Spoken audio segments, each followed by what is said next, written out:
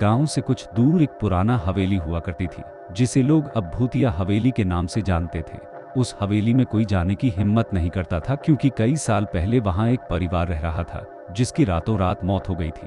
लोगों का कहना था कि उनकी आत्माएं अब भी वहां भटक रही हैं। रवि, जो कि एक खोजी स्वभाव का लड़का था, उसने इस हवेली के बारे में सुना था। उसे यकीन नहीं था कि भूत जैसी कोई चीज होती है। एक रात अपने दोस्तों के साथ उसने हवेली में जाने का निश्चय किया। वे सब टॉर्च और कैमरे लेकर हवेली में घुसे।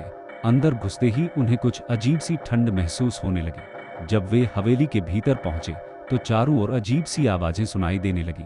कभी किसी के रोने की आवाज, कभी किसी के हंसने की। अचानक उनके कैमरे के लेंस पर धुंधली आकृतियां दिखाई देने लगीं, जो उनके चारों ओर घूम रही थी। डर के मारे उनके हाथ पैर कांपने लगे।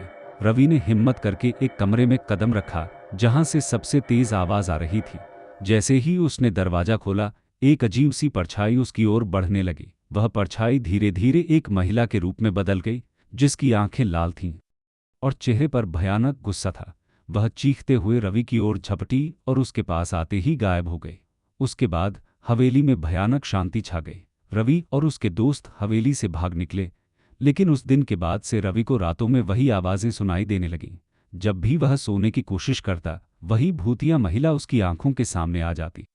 कहते हैं कि आज भी वह हवेली वीरान पड़ी है, और जो भी उस हवेली के पास जाता है उसे रहस्यमय आवाजें सुनाई देती हैं। कोई भी इस रहस्य को सुलझा नहीं पाया, और वह हवेली आज भी एक भयानक गुत्थी बनी हुई है।